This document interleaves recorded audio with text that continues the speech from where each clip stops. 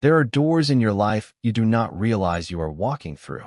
They are not grand, arched portals announcing a new world, but quiet, unassuming thresholds disguised as ordinary evenings.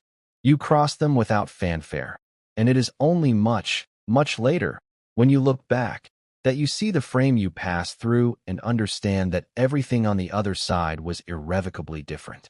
For me, that door was the arm of my living room sofa, and the moment I crossed it was the first time Julian fell asleep with his head in my lap. It was not a grand gesture, not a confession whispered in the dark. It was just an ending. The ending of a long, exhausting Tuesday that had bled into a quiet Wednesday morning, marked only by the low hum of the refrigerator and the soft, rhythmic sound of his breathing. He had arrived that evening under the usual pretense, a flimsy excuse about needing to escape his own apartment, which he claimed was closing in on him. This had become his new normal over the past few months. His work as a consultant, once a source of pride and manic energy, had become a relentless tide, pulling him under day after day. He was a man built of forward momentum, of sharp angles and confident strides. But lately, that momentum had faltered. He was frayed at the edges, the vibrant color of his usual energy muted to a soft, weary gray. He'd brought takeout, as he always did, a silent offering, a token of apology for his intrusion. We ate on the floor, our backs against the couch, the television murmuring a documentary about deep-sea life that neither of us was really watching. His conversation was fragmented, trailing off mid-sentence as his mind, a machine that never seemed to power down, finally began to stutter and stall. And then, as the narrator on the screen spoke of pressure and darkness, Julian had simply surrendered. He'd shifted, turning his body towards me, and without a word, laid his head down on my thigh. It was a movement so fluid, so devoid of hesitation, that it felt less like a choice and more like an inevitability, like a stone finally coming to rest at the bottom of a hill. My entire body went rigid. Every nerve ending became a tiny, silent alarm.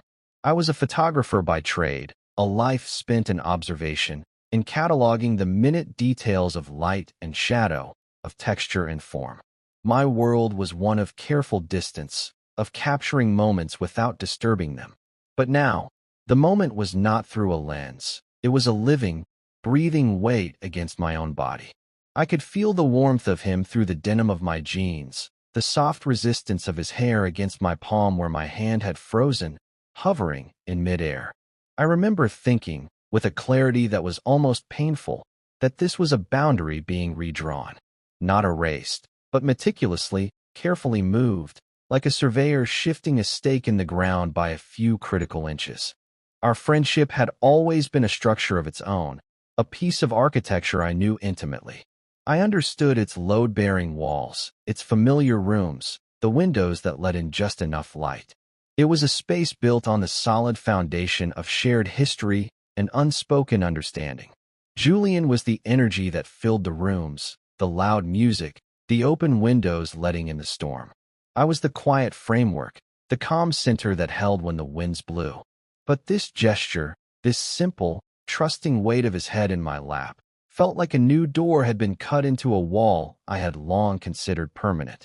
And I was terrified to find out where it led.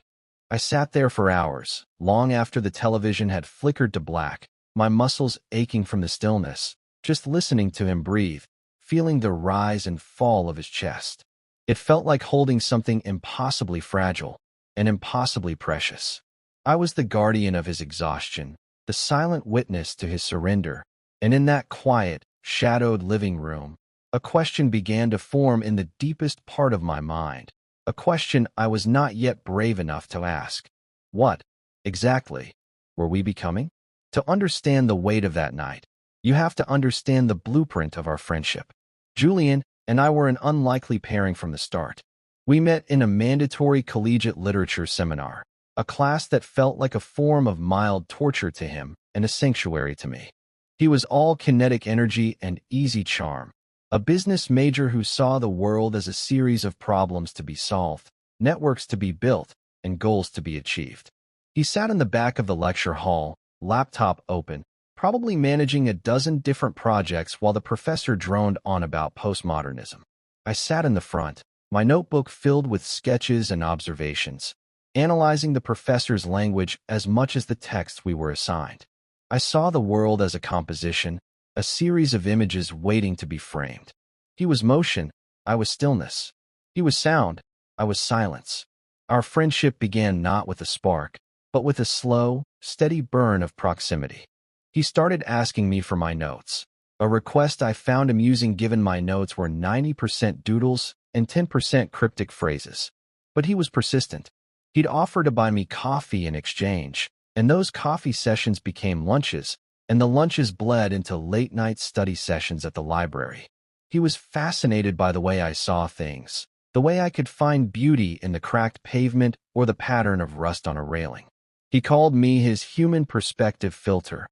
I, in turn, was mesmerized by his relentless optimism, his unwavering belief that any obstacle could be overcome with enough effort and a well-organized spreadsheet.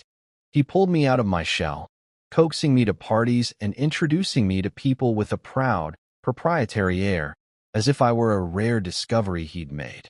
I provided him with a quiet harbor, a place where the relentless engine of his ambition could idle for a while without stalling completely. My feelings for him changed so gradually that I almost did not notice it happening. It was not a lightning strike, but a slow, creeping dawn. It was in the small moments. The way his eyes would crinkle at the corners when he laughed, a genuine, unforced laugh that was so different from his polite, networking smile. It was the unconscious way he'd lean into my space when he was telling a story, his shoulder brushing against mine, a casual contact that sent a jolt through my entire system. The turning point, the moment the vague warmth crystallized into a sharp, undeniable ache, happened during our senior year. He'd been dating a girl named Chloe for about 6 months, and she was, by all accounts, perfect for him. She was ambitious, beautiful, and outgoing. They looked like a magazine advertisement for collegiate success. One evening, he showed up at my dorm room, drenched from a sudden downpour, his usual confidence completely washed away. They'd had a fight, a stupid argument about something he couldn't even remember, but it had shaken him. He sat on my worn-out armchair, dripping onto the floor, and he talked. He did not talk about the fight, not really. He talked about his fear of the future, of not living up to the colossal expectations he'd set for himself. He talked about feeling like he was playing a part, the successful young professional in training, and that he was terrified one day everyone would realize he was just making it up as he went along. I just listened, making him tea and handing him a dry towel.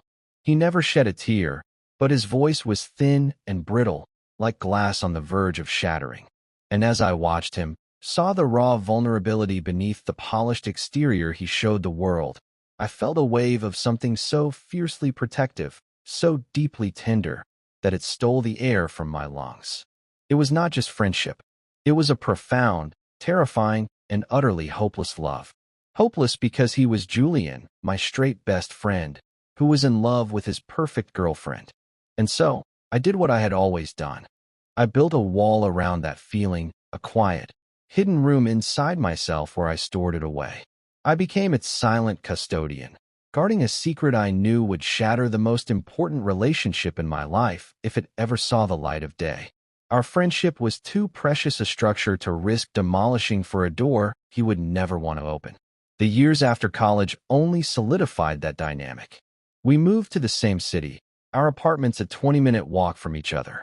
He climbed the corporate ladder with dizzying speed, his life a whirlwind of flights, meetings, and deadlines.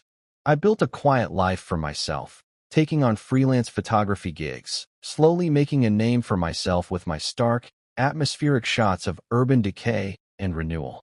My apartment became his sanctuary, the one place he didn't have to perform. He had a key. He'd let himself in after a brutal week, collapse on my couch, and just be silent for an hour. I'd make him dinner, and we'd fall into our old rhythm, the easy cadence of our friendship a constant in our diverging lives. He and Chloe eventually broke up, a casualty of his work schedule and their fundamentally different desires for the future. There were other women after her, but none of them ever seemed to stick. They were temporary fixtures in his life, and he never brought them to my apartment. That space, it seemed, was reserved for us. I held on to my secret, nurturing it in the quiet darkness. It was a dull, constant ache, a companion I had grown so accustomed to that I barely noticed its presence anymore. It was simply a part of my internal architecture, a load-bearing sadness that I had learned to live with. I had accepted our boundaries. I had made peace with the shape of our friendship. I believed I understood it completely. And then, everything began to shift. The change started subtly, almost imperceptibly, like the slight drop in barometric pressure before a storm. It began about 6 months ago. Julian was assigned to a massive project, a corporate merger that was notoriously complex and politically fraught. The work consumed him. The vibrant, kinetic energy that had always defined him began to curdle into a tense, frayed anxiety.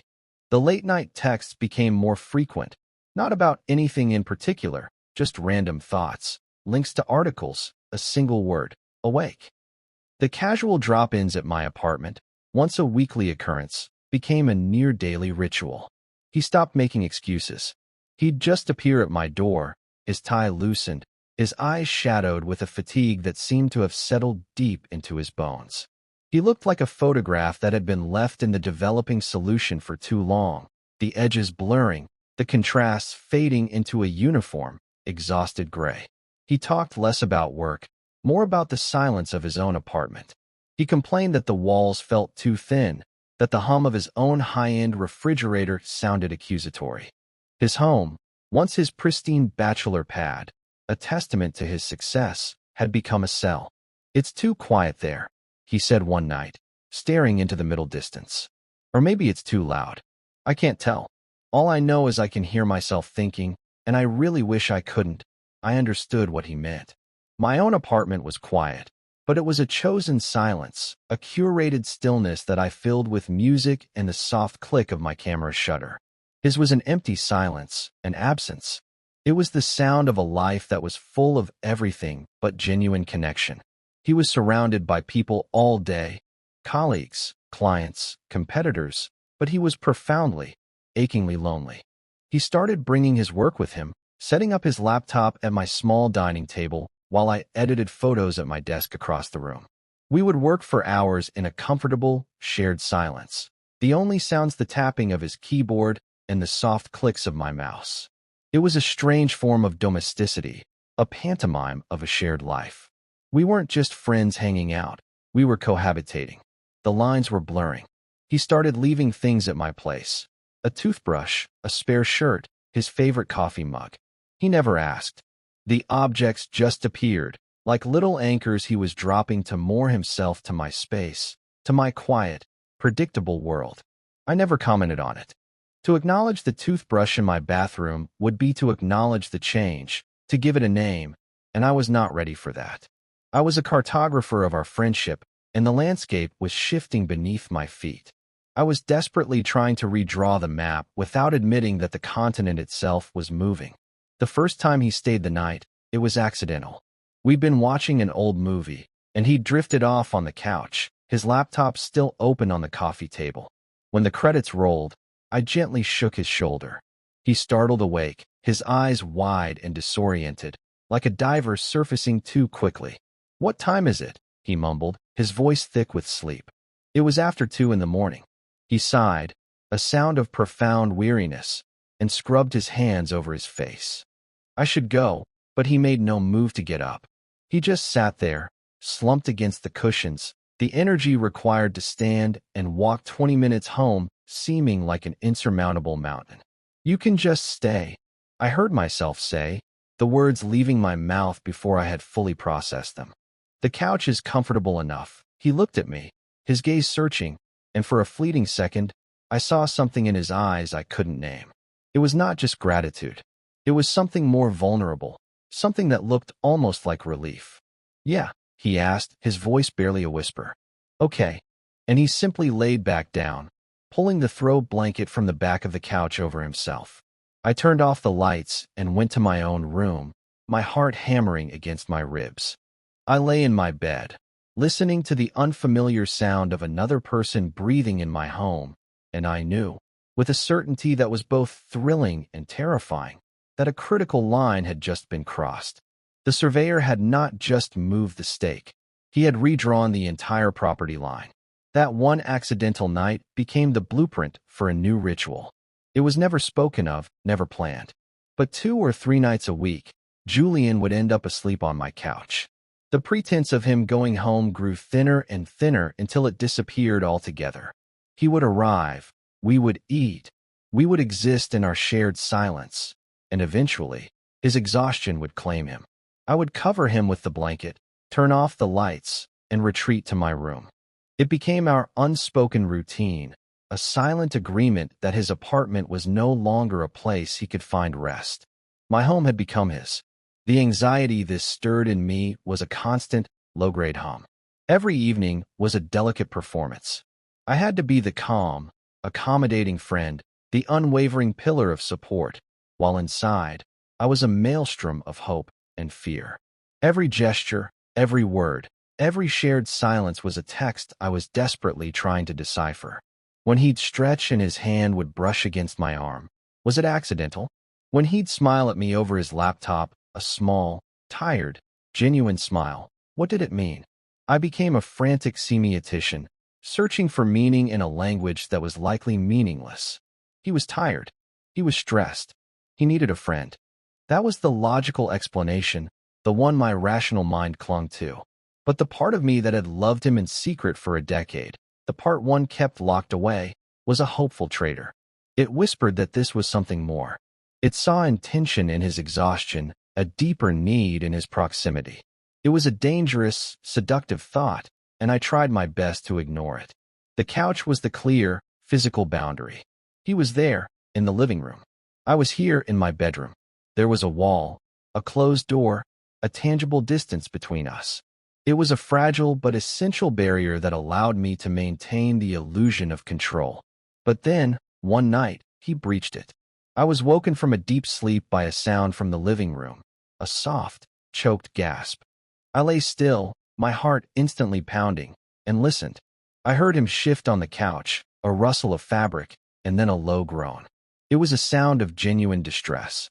I got out of bed and crept to my bedroom door, cracking it open just enough to see. The faint glow of a street lamp filtered through the window, casting the room in a pale, watery light. He was sitting up on the couch, his head in his hands, his shoulders shaking. "Julian," I whispered, my voice rough with sleep. He looked up, and even in the dim light, I could see the sheen of sweat on his forehead. His face was pale, his eyes wide with a frantic, unfocused terror. He'd had a nightmare. Bad dream. He managed to get out, his voice trembling. Work. The merger, it all just collapsed. It felt so real. I walked over and sat on the edge of the coffee table in front of him. I did not know what to do. My instincts were screaming at me to touch him, to put a hand on his shoulder, to offer some physical comfort. But that was a line I had never crossed. It felt too intimate, too revealing. "It's okay," I said, the words feeling hopelessly inadequate. "You're here." It was just a dream. He took a deep, shuddering breath, trying to bring himself back under control, but his hands were still shaking. He looked small and lost, a world away from the confident, capable man he presented to the world. He looked past me, his gaze fixed on the open door to my bedroom. "Can I?" he started, then stopped, swallowing hard. "I don't want to be alone right now." The request hung in the air between us, heavy and fragile. The logic was clear. He was scared and looking for comfort. But the implication was a tidal wave. For him to come into my room, into my bed, it would dissolve the last boundary we had. The couch was neutral territory. My bed was mine. It was the absolute center of my private world. For a moment, I hesitated. The cautious, self-protective part of me, the part that had spent years building walls, screamed no. It was too much, too dangerous. It would break the unspoken rules that had kept our friendship safe. But then I looked at his face, at the raw, undisguised fear in his eyes, and the walls crumbled. I could not leave him like this. "Okay," I said, my voice quiet but steady. "Come on." I stood up and led the way back to my room. The space felt different with him in it, charged with a new, potent energy. I got into bed, staying far on my side, my back pressed against the cold wall. He hesitated for a moment in the doorway, a silhouette against the dim light of the hall, before moving to the other side of the bed and sliding under the covers. He lay on his back, stiff as a board, his hands clasped on his chest.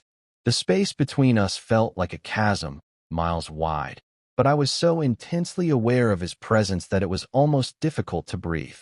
We lay there in silence for what felt like an eternity, two separate entities sharing a space, but not connecting.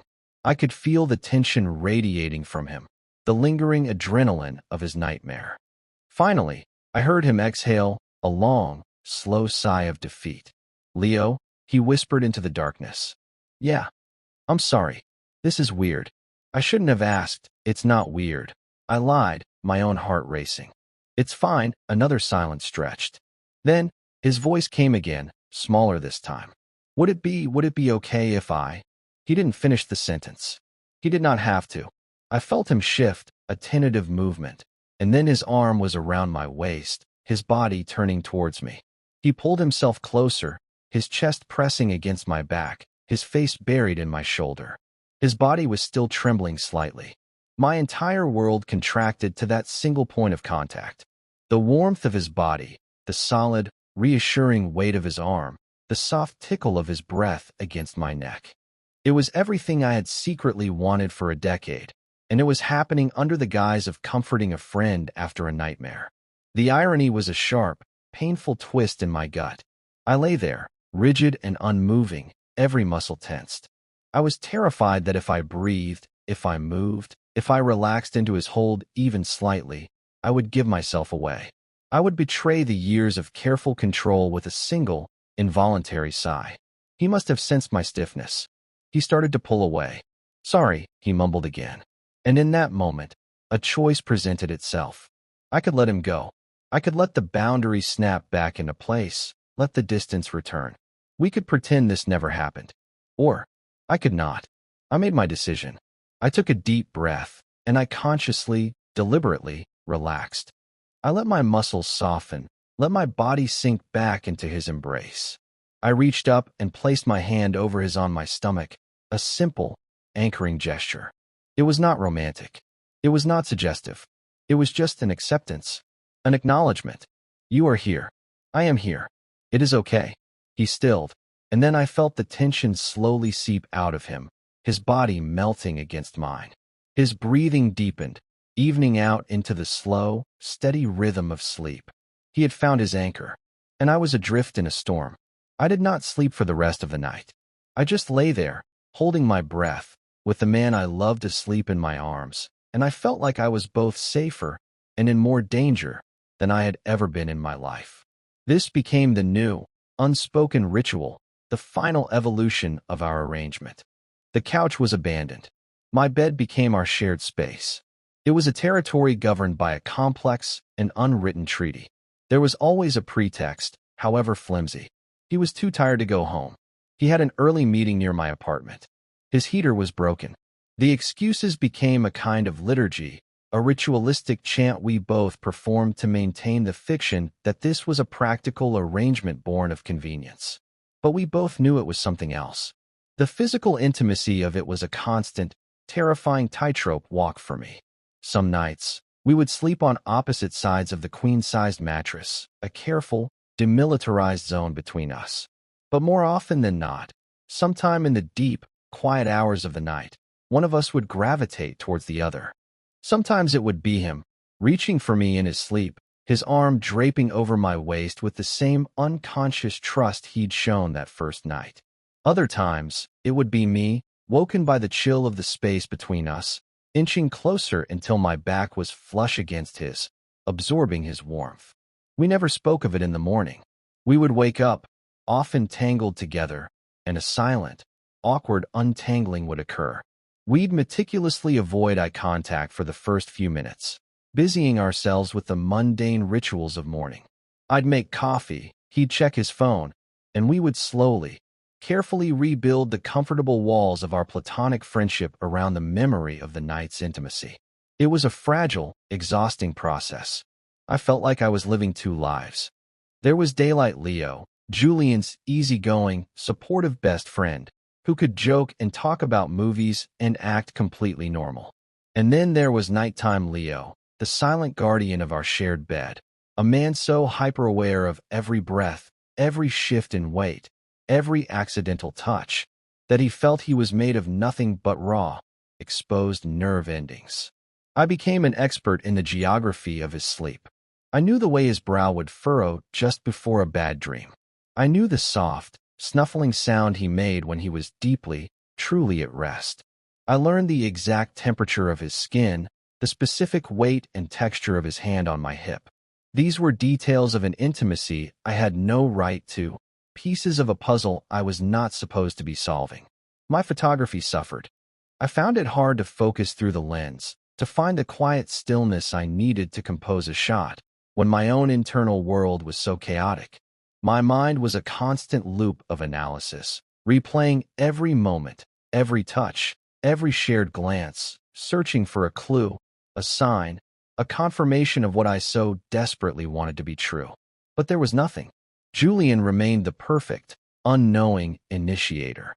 His actions were all shrouded in the plausible deniability of exhaustion and friendship. He needed comfort. He needed a safe place to land. I was that place. To him, perhaps, it was that simple. He was seeking refuge, not romance. The thought was a cold, hard knot in my stomach. Was I just a convenient harbor? A warm body in the dark? Or was I fundamentally misreading everything, projecting my own years of longing onto the simple actions of a friend in need?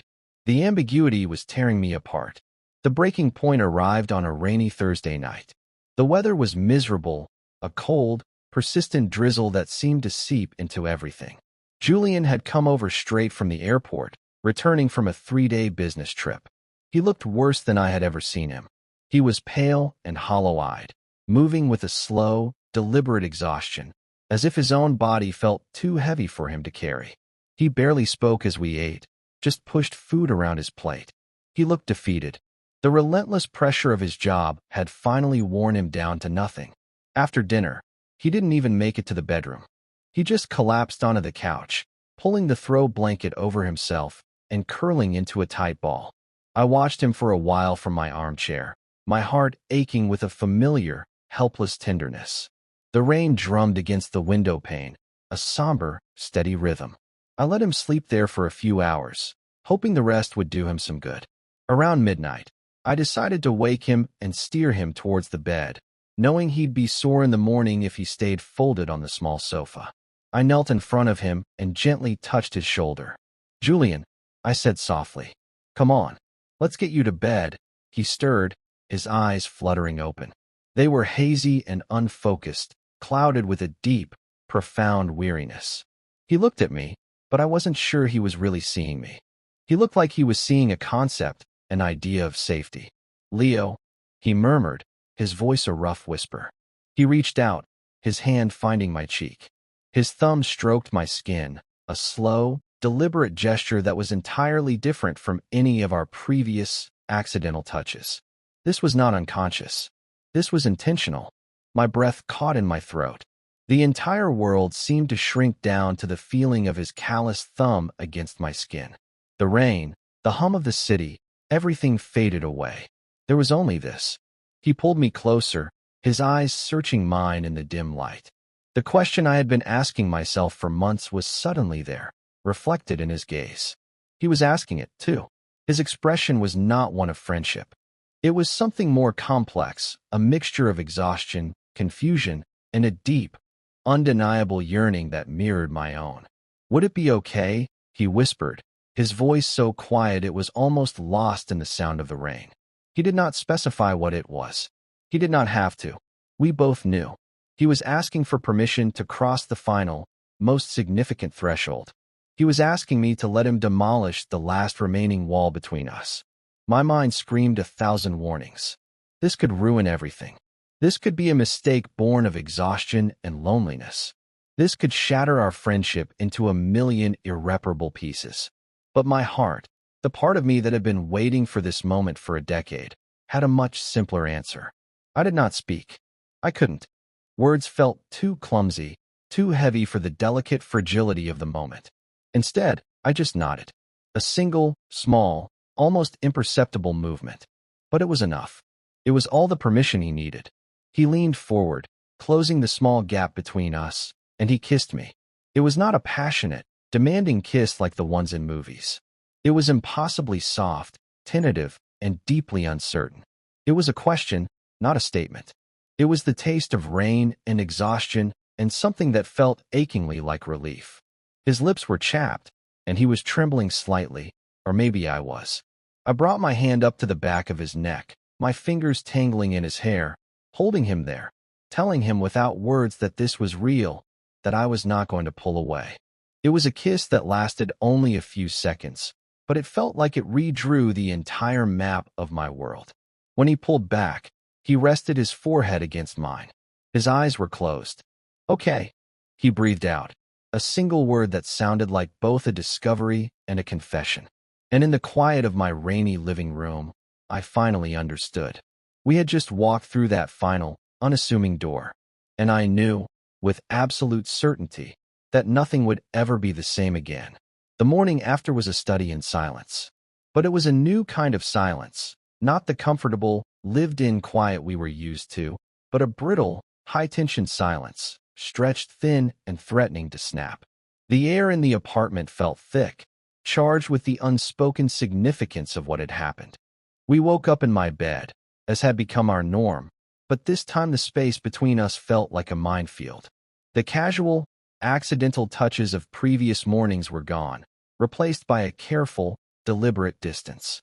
We were two magnets that had been flipped, repelling each other with the same force that had once pulled us together. Julian was the first one to get up. He moved with a stiff, unnatural economy of motion, avoiding my gaze as he gathered his clothes. He did not speak. He just dressed and headed for the door. "Julian," I called out, my voice sounding weak and foreign in the quiet room. He paused with his hand on the doorknob, his back still to me. He did not turn around. "I have to go," he said, his tone flat, devoid of any emotion. Early meeting, it was a lie, and we both knew it. It was Thursday. His early meetings were always on Tuesdays. "Okay," I said, not knowing what else to say. And then he was gone. The click of the door closing behind him was deafening. It echoed in the stillness, a sound of finality, of a door being not just closed, but locked.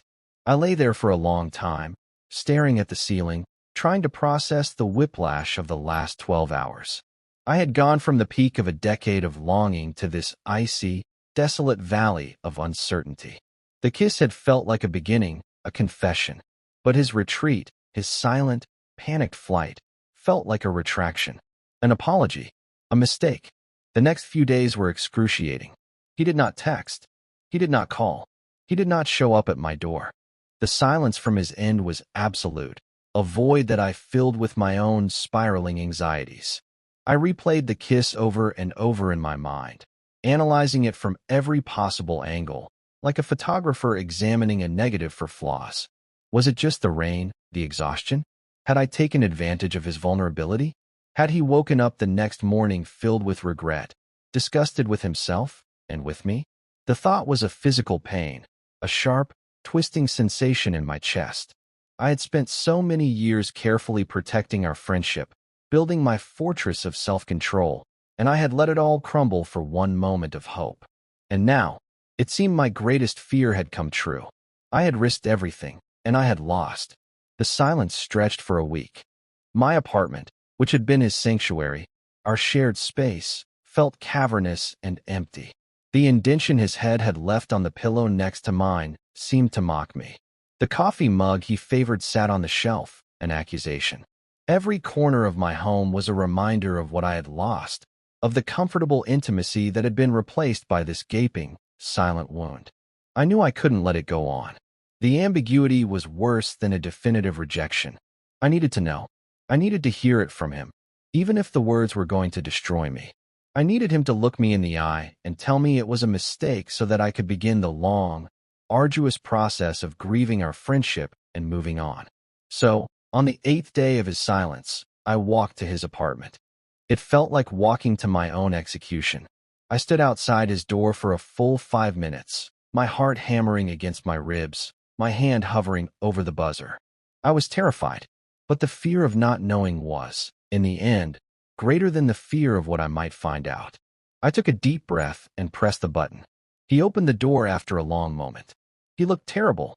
He was still in his work clothes from the day before, his shirt wrinkled, his hair a mess. He looked like he hadn't slept in a week. When he saw me, his face was a complicated mask of shock, guilt, and something that looked like a desperate, hunted relief. "Leo," he said, his voice hoarse. "Hey," I replied, trying to keep my own voice steady. "Can I come in?" He hesitated for a fraction of a second before stepping back, letting me into the pristine, soulless space he called home. It was as I remembered it. Minimalist furniture, cold surfaces, and an overwhelming sense of impersonal order. There was no life here, no warmth. It was a hotel suite, not a home. No wonder he had sought refuge at my place. We stood in the middle of his living room, a sterile expanse of gray and chrome separating us. The silence stretched again, but this time I was determined to be the one to break it. "We need to talk about it, Julian." He flinched at the words, a barely perceptible tightening of his shoulders. He walked over to the floor-to-ceiling window and stared out at the city, his back to me once again. It was his signature move, his way of creating distance when things got too emotionally complex. "There's nothing to talk about," he said, his voice muffled. "It was a mistake. I was exhausted. I wasn't thinking straight. I'm sorry. I shouldn't have done that. I'm sorry if I made things weird." Each word was a carefully chosen stone, meant to build a wall between us, to put the event in a neat little box labeled mistake and shelve it away forever. And it made me angry. After everything, after the months of intimacy, after the trust he had placed in me, he was going to dismiss it all as a moment of tired confusion. He was invalidating not just the kiss, but everything that had led up to it. He was trying to erase the last 6 months, and I couldn't let him do that. "A mistake," I said, my voice rising, sharper than I intended. "That's what it was to you?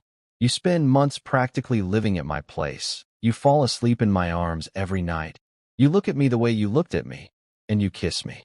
And it was just a mistake?" He finally turned around, and his face was anguished. The cool, controlled mask had shattered, and beneath it was a raw, terrified confusion. "I don't know what it was, Leo," he burst out, his voice cracking. "Okay, I don't know. I'm so tired, and my head is a mess. My life is this relentless series of obligations and expectations, and your place, you, it was the only quiet thing. The only place I could breathe." He raked his hands through his hair, pacing back and forth in the small space. "And that night, I was just, I don't know. I looked at you, and it felt right. It felt like the only right thing in a world of wrong things. But it can't be right. It doesn't make any sense. I'm not. I've never with a guy. It's not who I am." His words were a chaotic torrent of denial and confession. He was terrified. He had acted on an impulse, an instinct that went against the entire narrative he had built for his life, and it had sent him into a spiral of panic. He was not rejecting me, not really. He was rejecting a part of himself that he did not understand and was not equipped to deal with. Seeing his panic, my anger subsided, replaced by a wave of profound empathy. He was not trying to hurt me. He was just lost. I took a step closer to him, closing the distance. "Who you are is the person who felt safe with me," I said, my voice soft now. "Who you are is the person who let his guard down for the first time in years. Who you are is the person who kissed me. Everything else, all the labels and the expectations, that's just noise." "What did you feel, Julian, in that moment? Forget everything else. Just tell me what you felt." He stopped pacing and looked at me, his eyes shining with unshed tears. He looked so young, so vulnerable. The high-powered consultant was gone, and in his place was just my friend, my terrified, confused friend. "I felt," he started, his voice breaking. He swallowed hard, trying to find the words. "I felt calm. For the first time in months, my brain went quiet.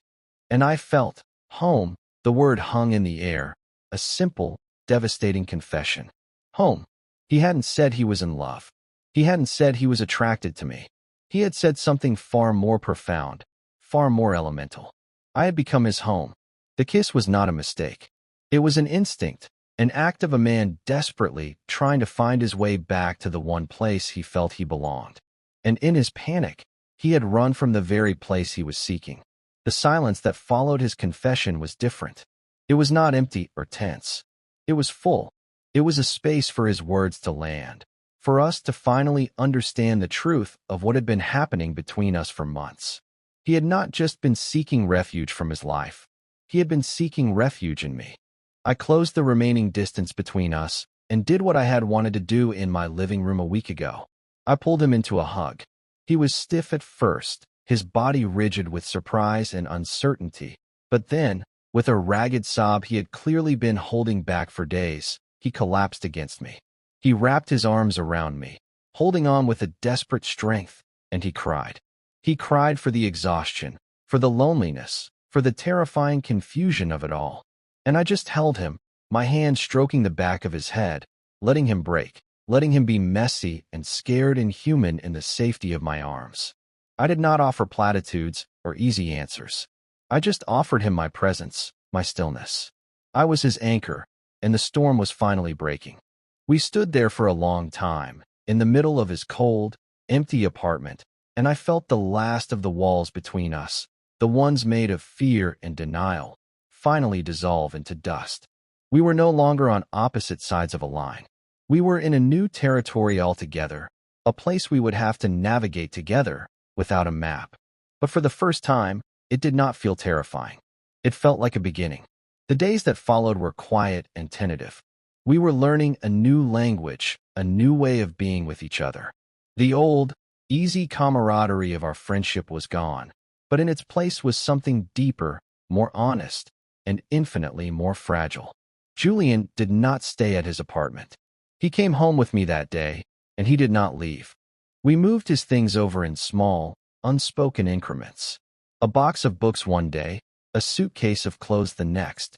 His apartment, the symbol of his old life, was quietly dismantled as he integrated himself into mine. Our evenings fell into a new rhythm. The frantic, unspoken tension was gone, replaced by a soft, deliberate intentionality. When we sat on the couch, he would lean his head on my shoulder not out of sheer, collapsing exhaustion, but as a simple, conscious act of affection. We talked. For the first time, we truly talked. He told me about the crushing weight of his father's expectations, the carefully constructed path his life was supposed to follow, a path that had no room for detours or deviations. He spoke of his relationships with women as a series of roles he was playing, boxes he was trying to check off on the master list of a successful life.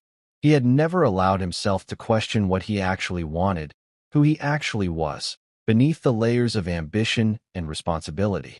With me, he admitted, he had never felt the need to perform. He could just be. And that sense of being, of simple, unadorned existence, had slowly, quietly, become the most important thing in his life.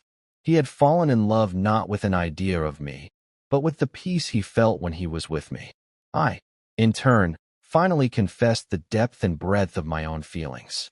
I told him about the moment in my dorm room all those years ago, about the decade of quiet, hopeless longing. I told him about the secret room I had built inside myself to contain my love for him, and how I was terrified to let him see inside it.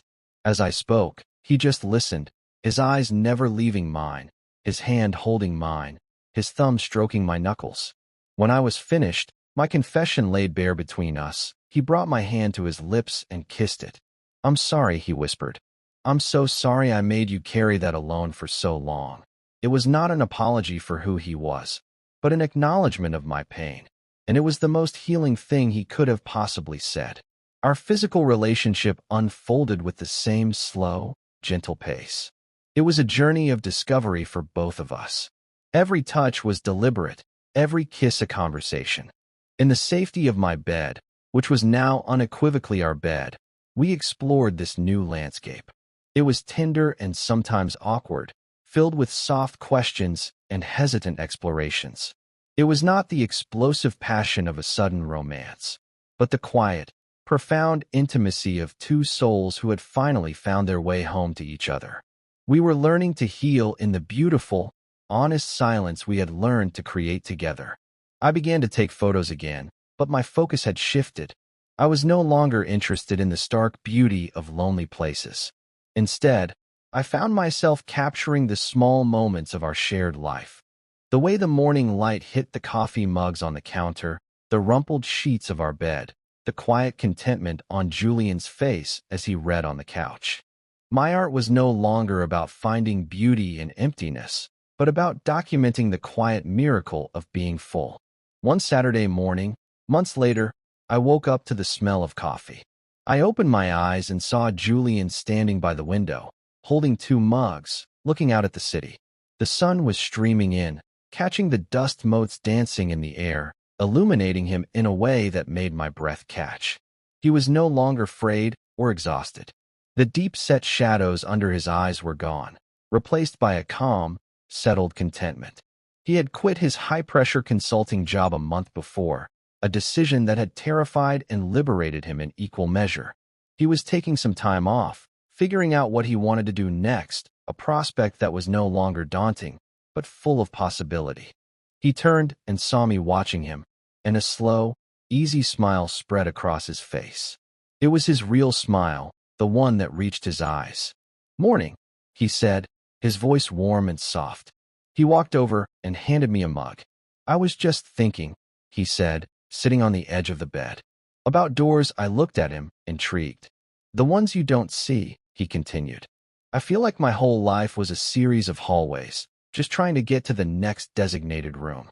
I never realized I could just build my own door, or that someone might just be waiting on the other side of one, holding it open for me." He leaned down and kissed me, a slow, deep kiss that tasted of coffee and certainty.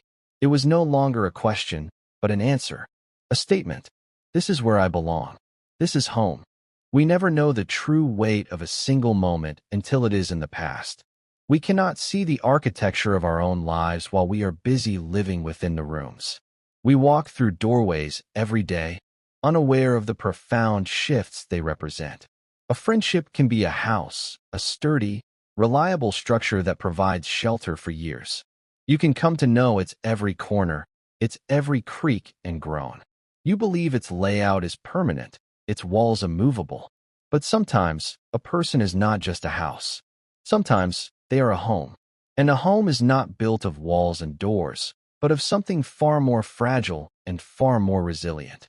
A quiet, unshakable sense of peace. It is the feeling of being seen, the relief of being known. It is the silent understanding that you can finally, after a long and weary journey, lay down your armor and simply be.